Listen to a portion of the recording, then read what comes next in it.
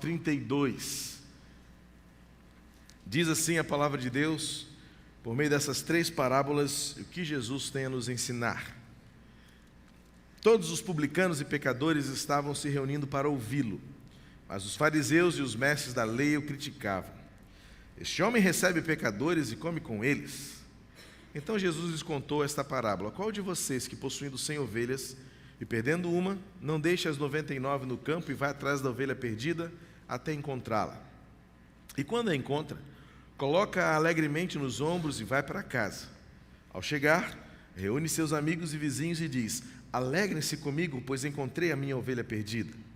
Eu lhes digo que da mesma forma haverá mais alegria no céu por um pecador que se arrepende do que por 99 justos que não precisam arrepender-se.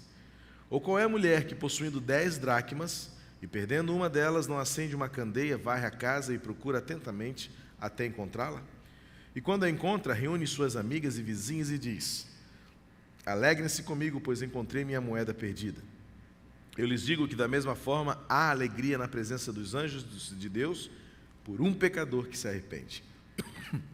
Jesus continuou: um homem tinha 2 filhos. O mais novo disse ao seu pai: pai, quero a minha parte da herança. Assim ele repartiu a sua propriedade entre eles. Não muito tempo depois, o filho mais novo reuniu tudo o que tinha e foi para uma região distante.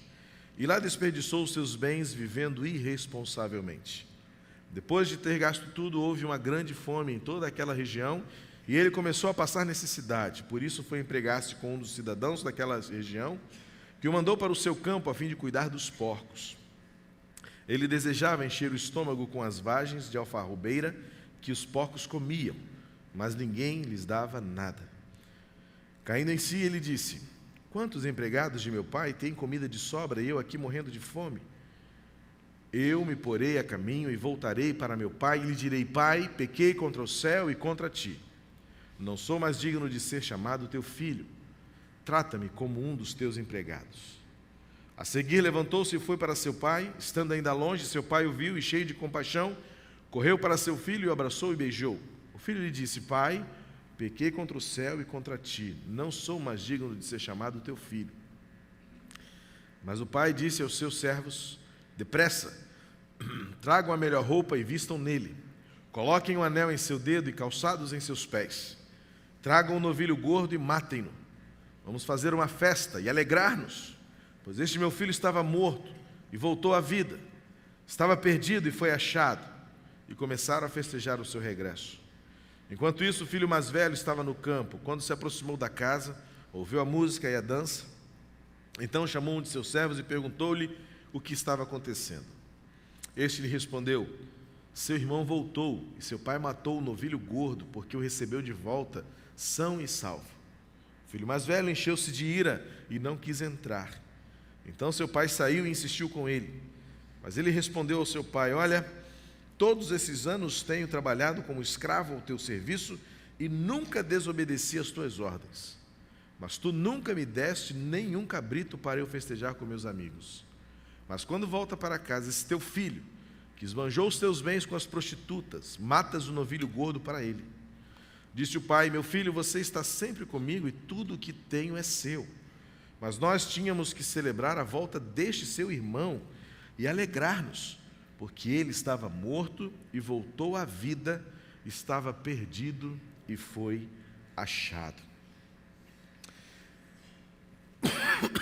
Esta semana, todos nós acompanhamos horrorizados, desde o início dela, no domingo passado à noite, uma das apreensões ou prisões mais divulgadas da nossa cidade e que mais nos chocou.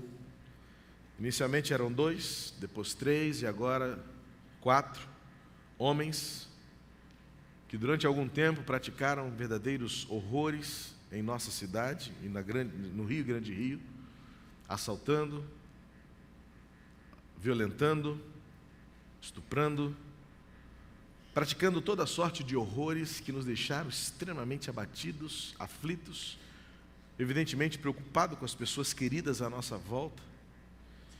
E a imagem que nos choca, a imagem que nos pesa, é um senso de, ao mesmo tempo que uma vontade imensurável de justiça, mas, por outro lado, uma dúvida acerca da justiça, que poderá ser falha, poderá ser branda, poderá não atender à nossa demanda, à nossa fome e sede de punição, de privação, aquilo que aos nossos olhos é merecido, a eles e a qualquer outra pessoa que nos aflige, que nos maltrate, que nos violente, que nos mate.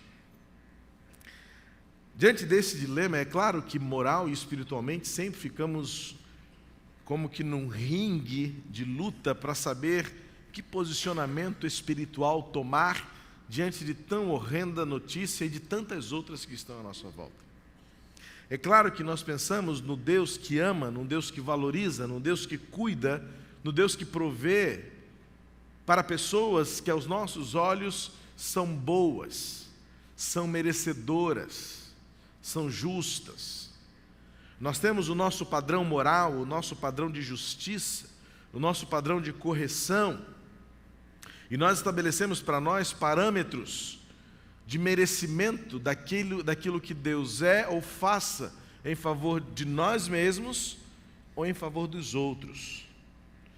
E não é difícil pensar em pessoas que para nós sejam historicamente boas e dizer, não, Deus valoriza pessoas tais como Billy Graham, Hudson Taylor, um dos pais das missões mundiais, Aldo Mícolis, Tabitha Crowley, Miranda Pinto e tantos outros que passam pela nossa história, e você pensa, estas pessoas Deus valorizou de tal maneira que o legado que elas deixam nos seguem até hoje.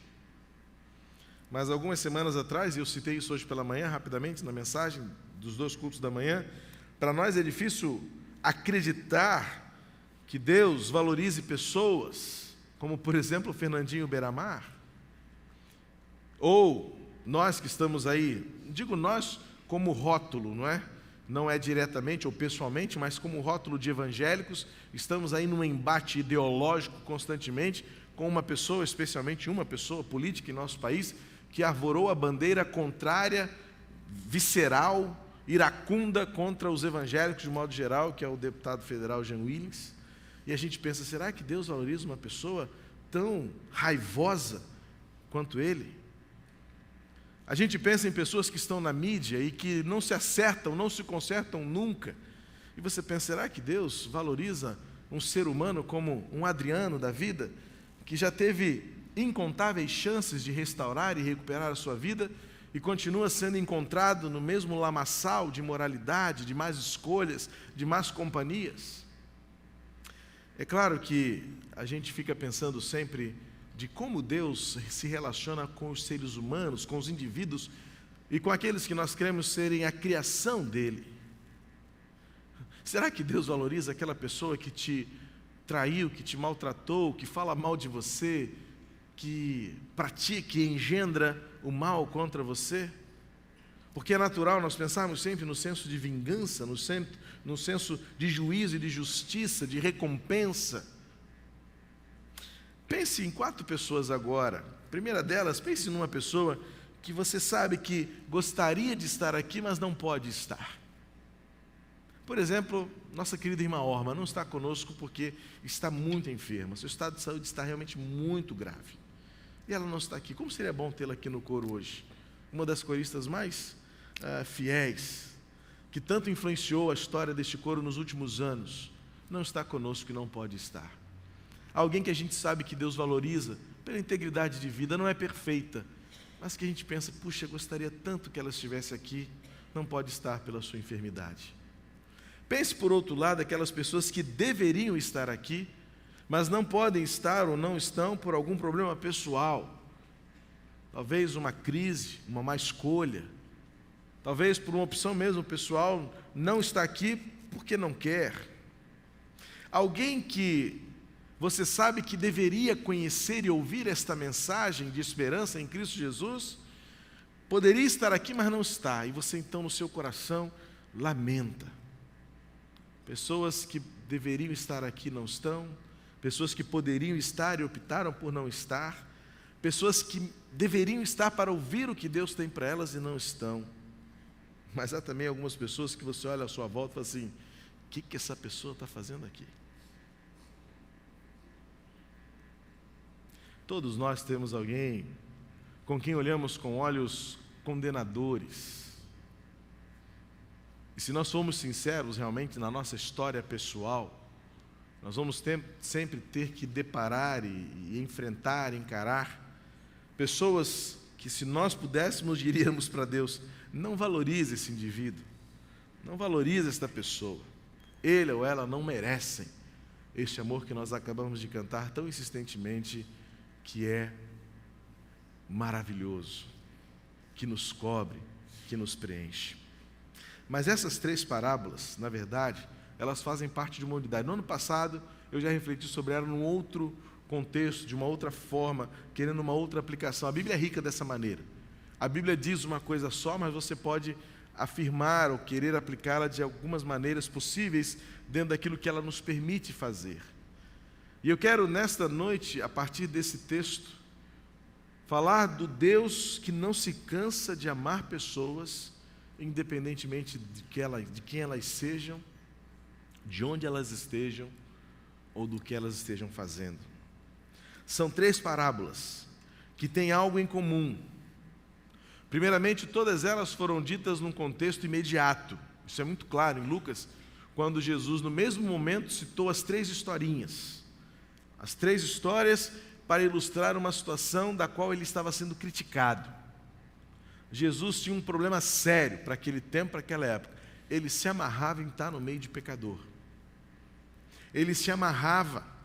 Era algo que Jesus fazia com gosto, de estar no meio de pessoas que todos os outros haviam ignorado.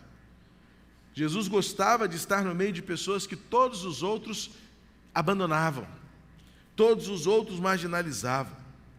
E é isso que você leu logo no comecinho de Lucas, do capítulo 15, quando os fariseus e mestres da lei, ou seja, eram pessoas que sabiam o que estavam falando, ou deveriam saber o que estavam falando, mas não sabiam o que estavam fazendo. Olham para Jesus e dizem: o que esse homem está fazendo no meio de publicanos e pecadores? E Jesus então conta essas 3 parábolas. Na primeira parábola, falta uma ovelha. Na segunda parábola, falta uma moeda. Até que na terceira parábola, falta um filho. As 3 parábolas vão apontar um Deus amoroso e que age para buscar pessoas onde elas estão, para alcançar pessoas como elas estão e para transformar pessoas, sejam elas quem sejam.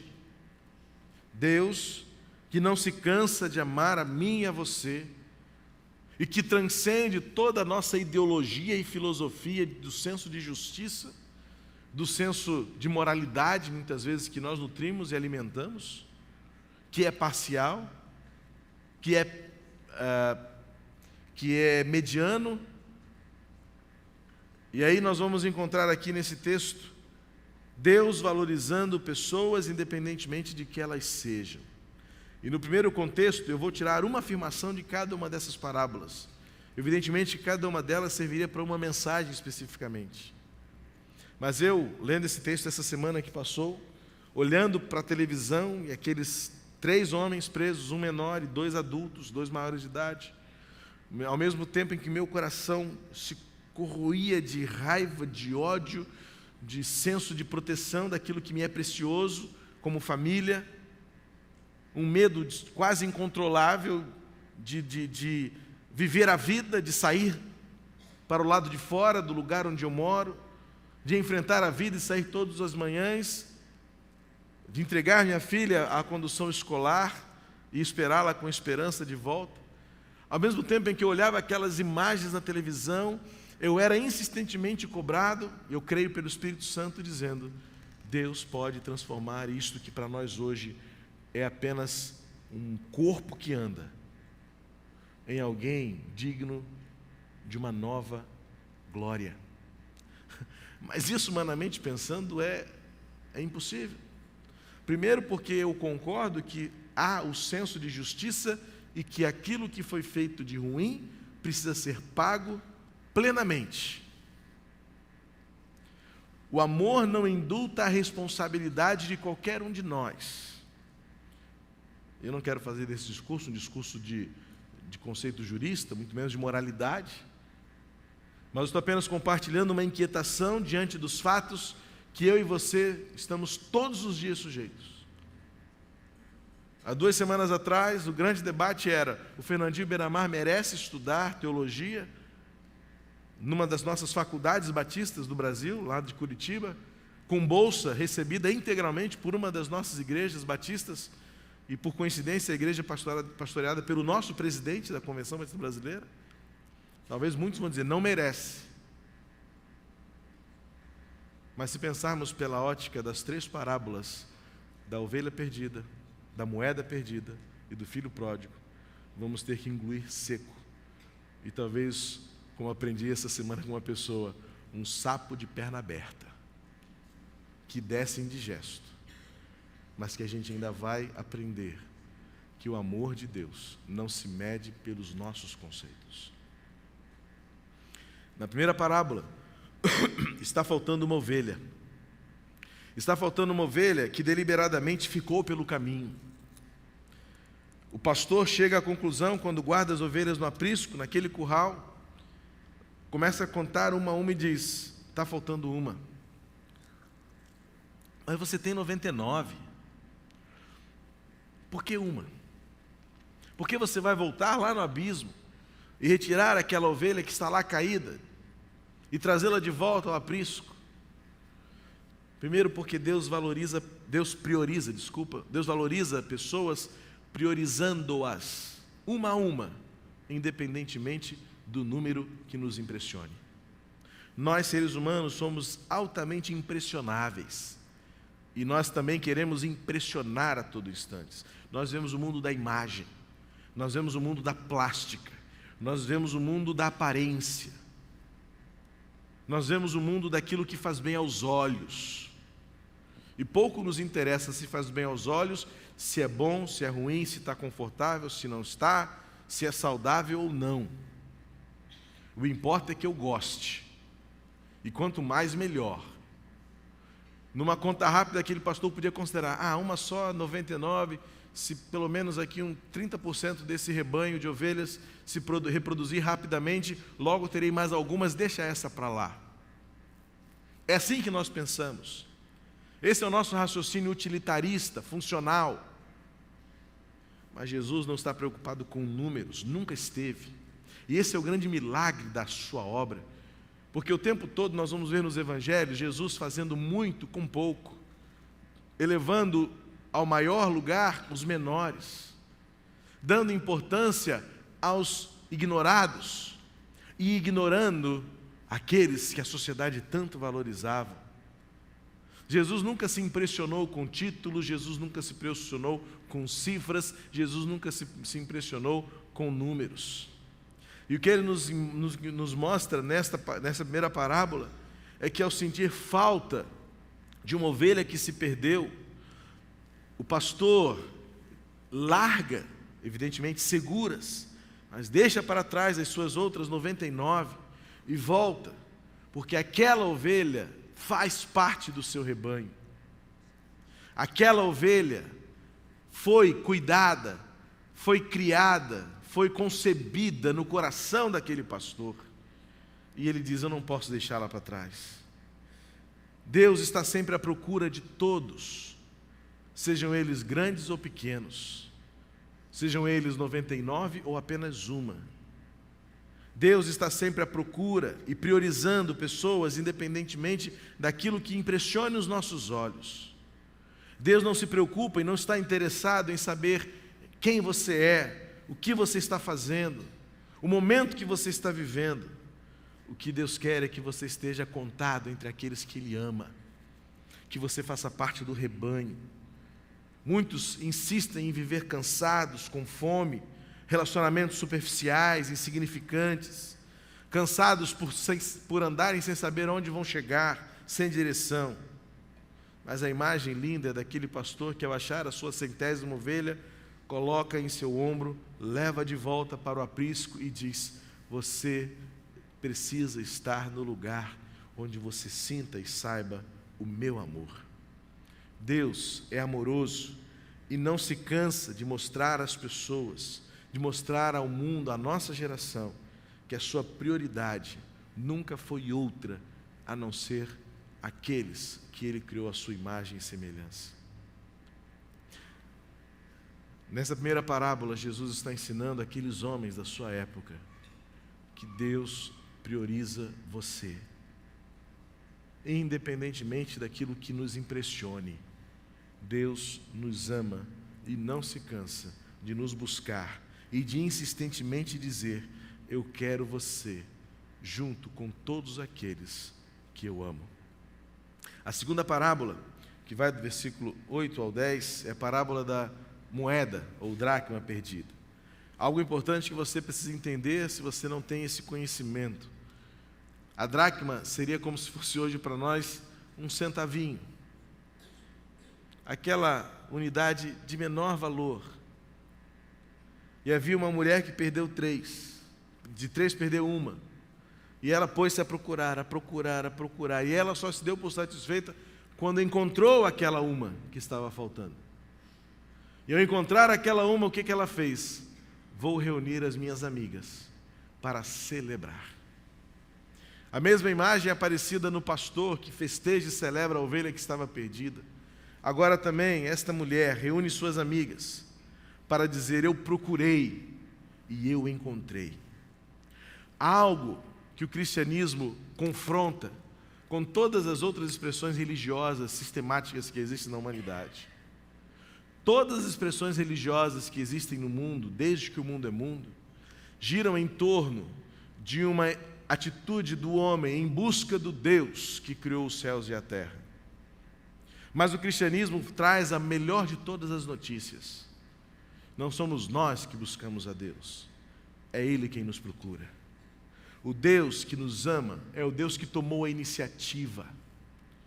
Enquanto todas as outras filosofias que tentam explicar a razão da existência, que tentam encontrar respostas para o significado da vida, o destino que nos aguarda, o de onde viemos, o para onde vamos, quando se deparam com uma concepção de que existe um Deus criador e eterno no universo, todas elas, à exceção do cristianismo, vão dizer: nós precisamos encontrar a Deus.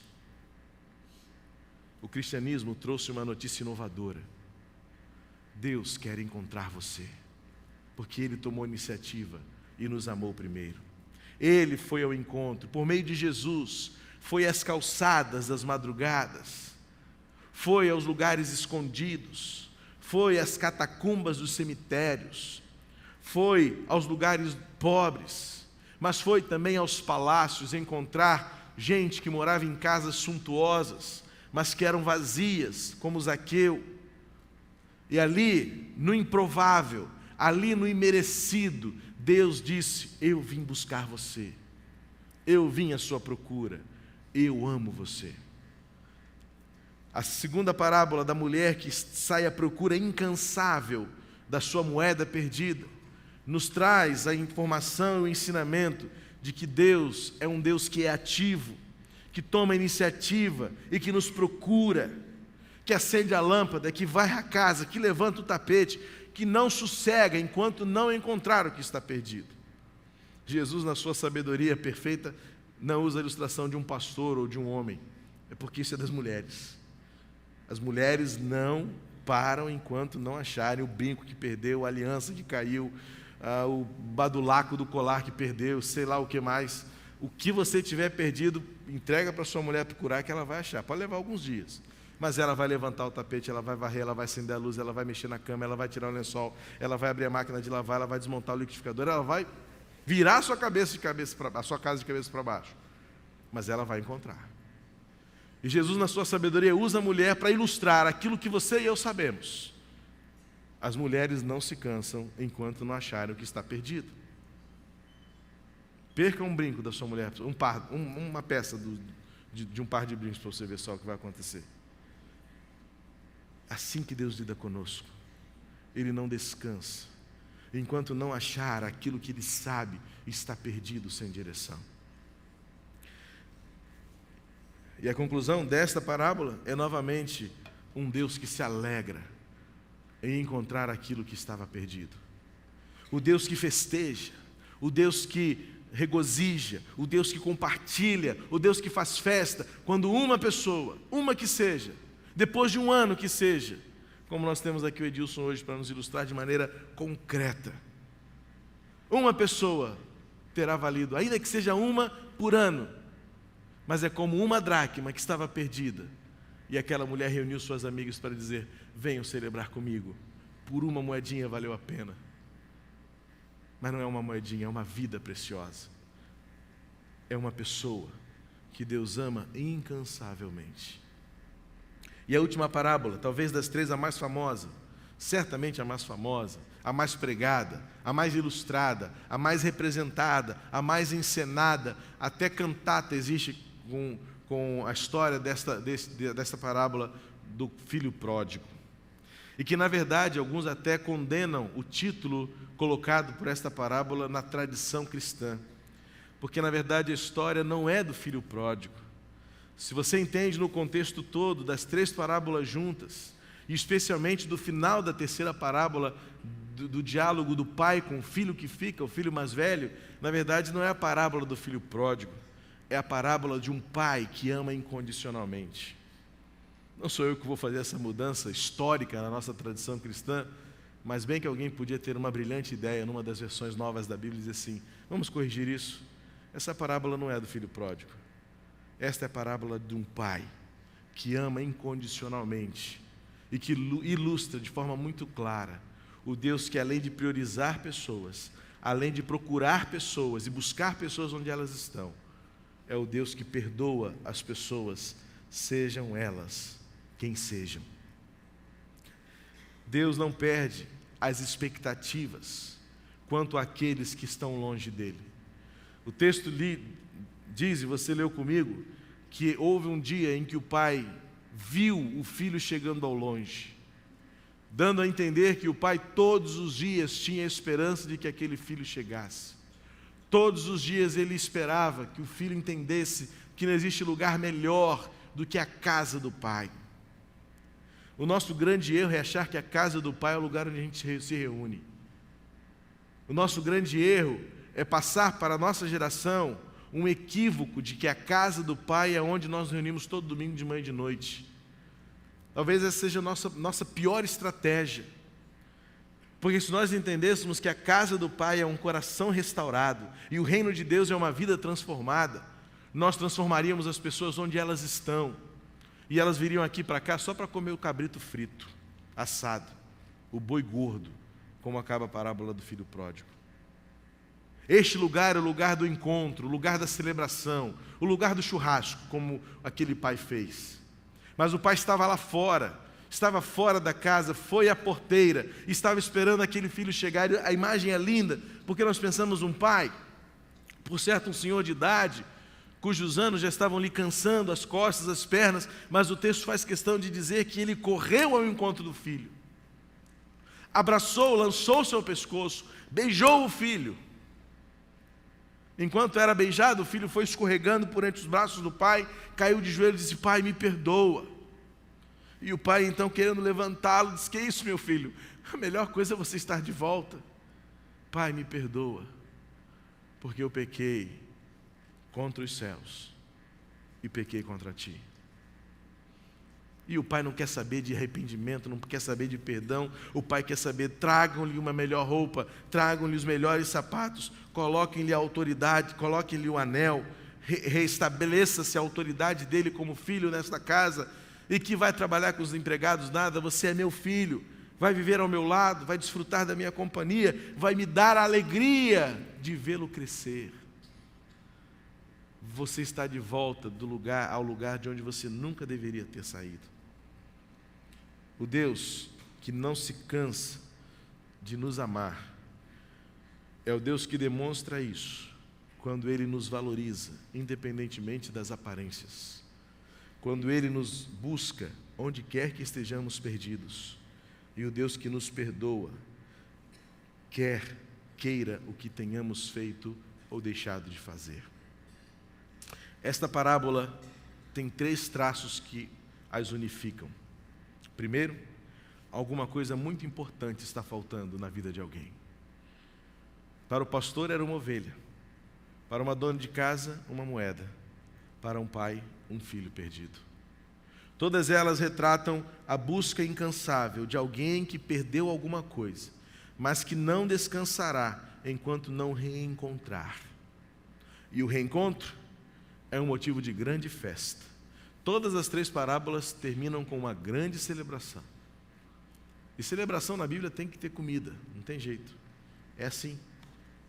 Vamos fazer aqui um churrasquinho, vamos fazer um mocotó, vamos assar lá na casa era carneiro, né? Vamos assar um pernil de carneiro aqui. Não me convidem não, porque eu não sou muito chegado não, mas era assim que se fazia festa. Em volta da mesa. Por isso a mesa tem um significado tão grande no Novo Testamento. Por isso Jesus sentou-se à mesa com seus discípulos. Porque é lugar de celebração, é lugar de festa, é lugar de abraço, é lugar de carinho, é lugar de saudação. Crente tem que se saudar, crente tem que se abraçar, tem que ser simpático sim, tem que se comunicar, tem que dar bom dia, boa tarde, boa noite. Eu sei que algumas pessoas ficam meio constrangidas, não vou nem dizer que alguém não goste, porque eu confesso que não admito isso, mas tem que se abraçar quando chega aqui, tem que estender a mão para dar um sorriso, dizer que bom que você veio. Tem que festejar a presença, por exemplo, do Edilson conosco, de quem está do seu lado aí, de quem entrou por ali perdido, sozinho, tímido. Tem que ter a sensibilidade de olhar à sua volta e de saber, essa pessoa está sozinha, eu preciso cumprimentá-lo. Uma saudação, um abraço, um sorriso. Lugar do encontro de pessoas achadas, redimidas, tem que ser lugar de festa. É assim que é a igreja de Cristo. Luzes acesas, sons de alegria no ar, amor compartilhado, abraço apertado, beijo santo dado, alegria, porque quem estava perdido está sendo achado. Este é lugar de celebração. Algo que mostra comum nessa parábola é que Deus, em todas elas, é ilustrado por pessoas que não descansaram, que estavam em ação constante, até que puderam ver o resultado das suas ações. O pastor deixou 99 no aprisco e não voltou enquanto não trouxe em seus braços aquela que estava perdida. A dona de casa deixou tudo por fazer até que pudesse encontrar aquela única moeda que estava perdida.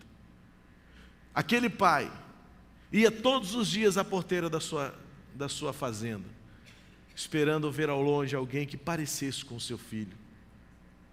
E o dia do milagre aconteceu. O dia da volta chegou. Agora meu filho está aqui comigo.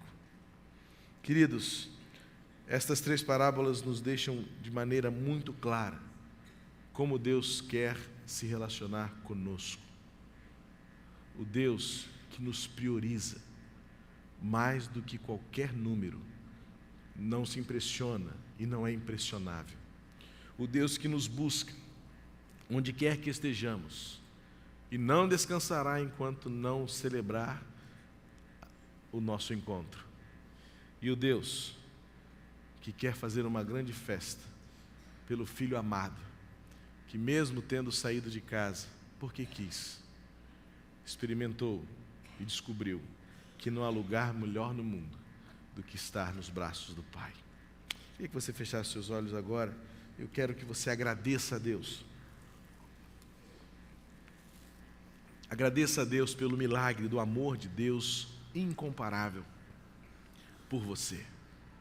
O Deus que valoriza pessoas, o Deus que busca pessoas, o Deus que perdoa pessoas.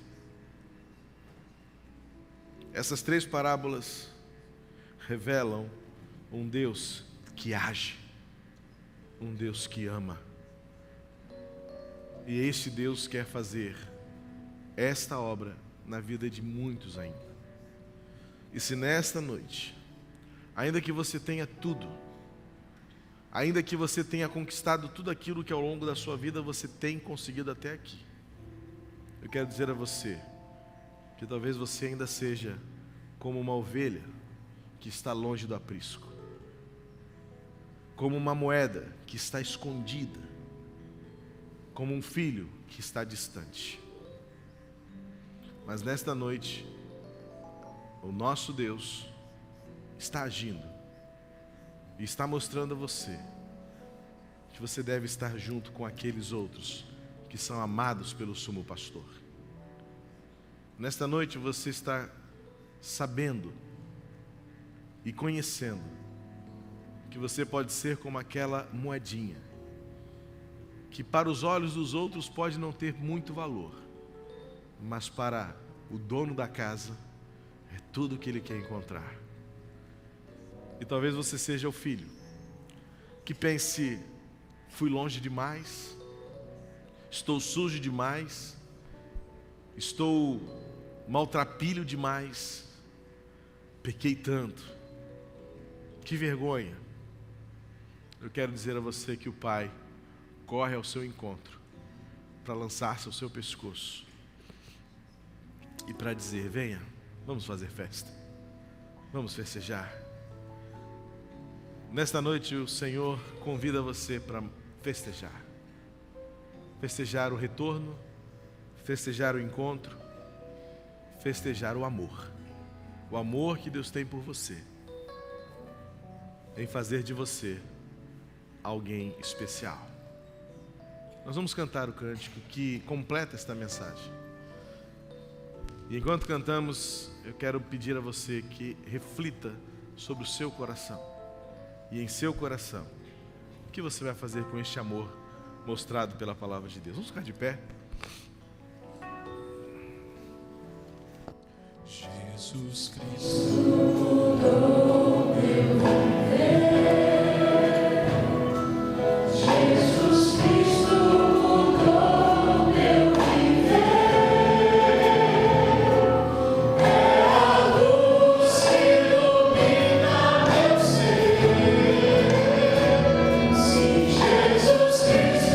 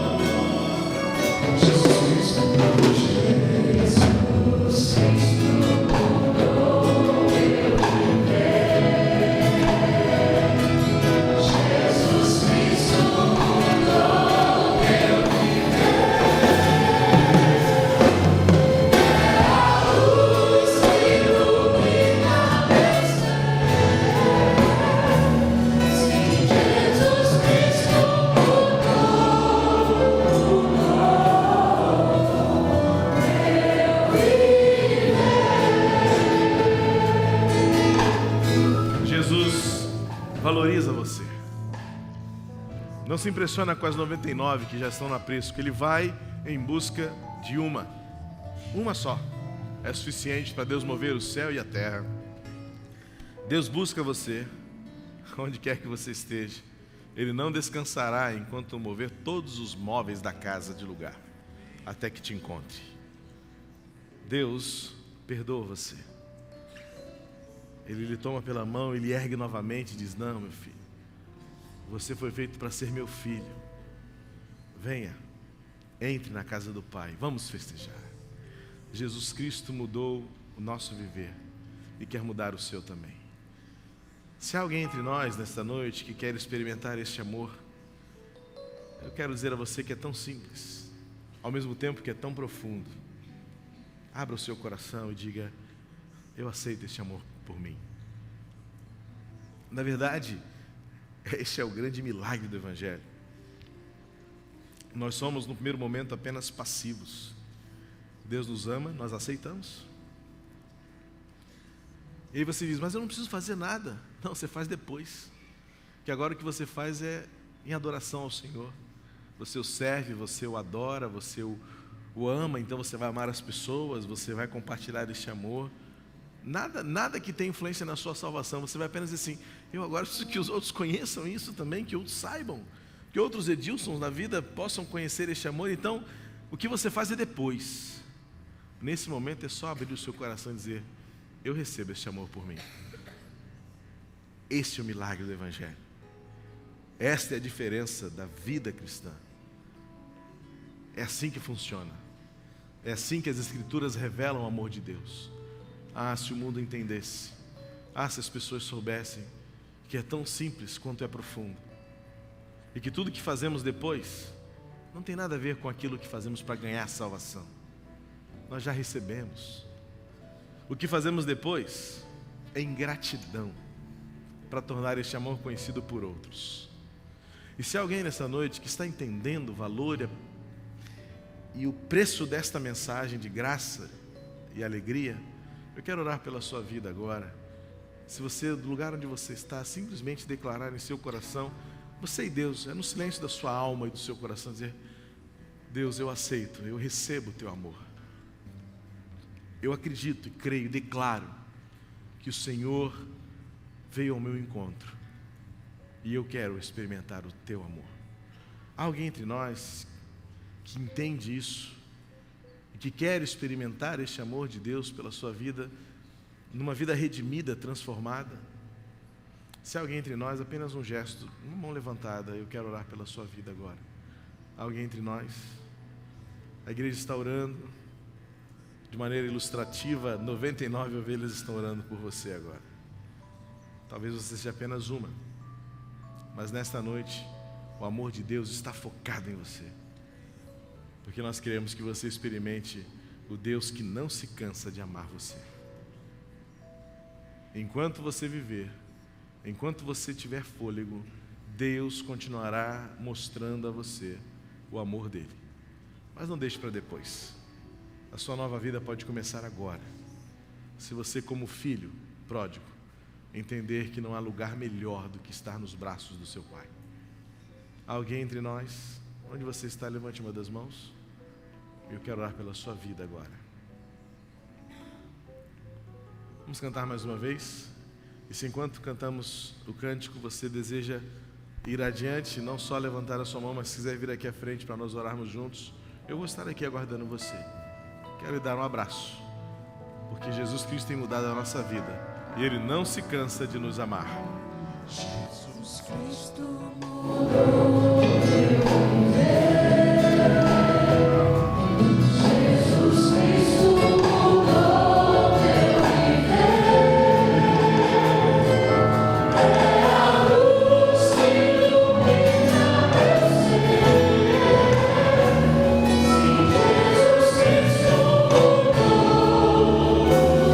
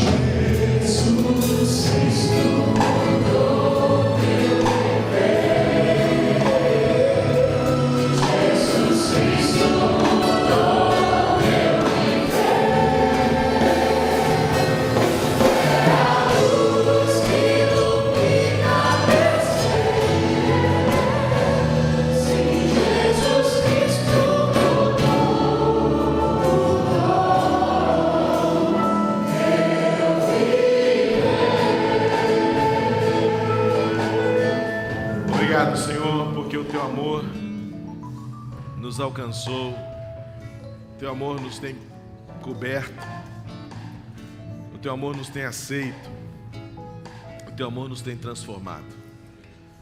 Abençoa-nos, Senhor, tomando-nos pela Tua mão e conduzindo-nos todos os dias, de tal maneira que esse amor não seja só experimentado, mas seja também compartilhado. Obrigado, Pai, porque Tu nos achaste, Tu nos buscaste, Tu nos recebeste, Tu festejaste a nossa vida. Por isso nós louvamos o Teu nome nesta hora. Obrigado por este culto, Senhor, que pudemos prestar a Ti, a privilégio, a oportunidade, como igreja, de nos reunirmos aqui. Continua dirigindo os nossos passos na semana que está começando, que a cada dia e cada momento possamos experimentar algo novo, daquilo que o Senhor tem para nós. Leva-nos em paz, até que todos estejamos seguros em casa.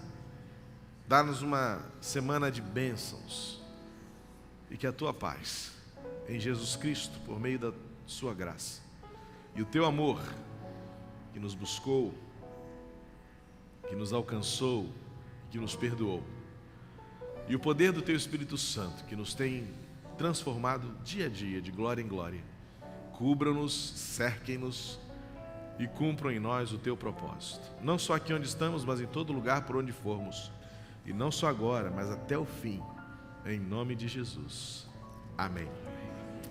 Deus abençoe a sua semana. Não saia deste lugar sem dar um forte abraço em quem está do seu lado, celebrando o encontro, celebrando a vida que temos em Jesus.